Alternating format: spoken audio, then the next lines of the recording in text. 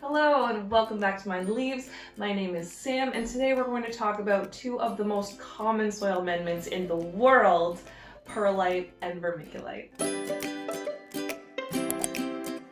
So there's actually quite a lot of confusion around these two products, even though they're so commonly used, and the reason is probably because of the way that they're packaged. When you go to a store and you just flip it over on the back, they both say that they're great for water retention and aeration. So are they the same thing? Actually, they're not, and it would be more appropriate for us to think about them as opposites.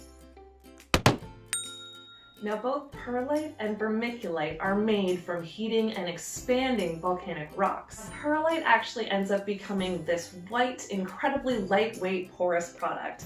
But you can see that when I pour it, there's all of this dust coming off of it. That is silica dust, and I definitely recommend that you wet your perlite before you use it so that you're not breathing in that silica dust because it can be very irritating for your lungs. All of those pores in the perlite make it extremely good for aeration of the soil, so getting air and oxygen to the roots of your plant, and also helps prevent the soil from becoming compacted. Now, because it is so porous, it does allow for a little bit of water retention, but perlite's main function is aeration. When we're thinking about perlite, we need to be thinking aeration.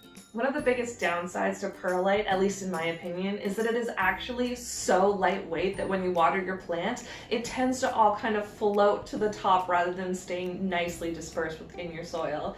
Another drawback is that it has a bad habit of holding onto fluorides accumulated from your water or your fertilizer. This stuff is actually so lightweight and porous that I can just crush it right between my fingertips and it turns to dust.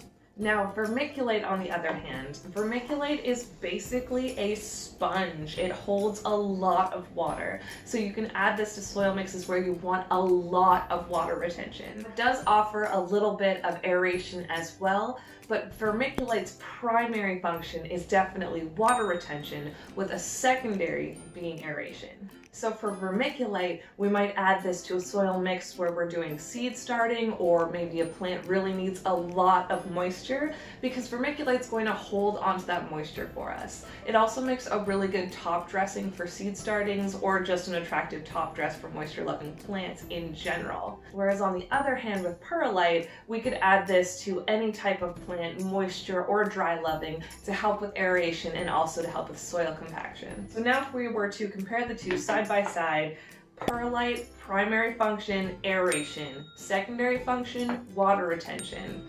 Vermiculite, its primary function is going to be water retention, with a secondary being aeration.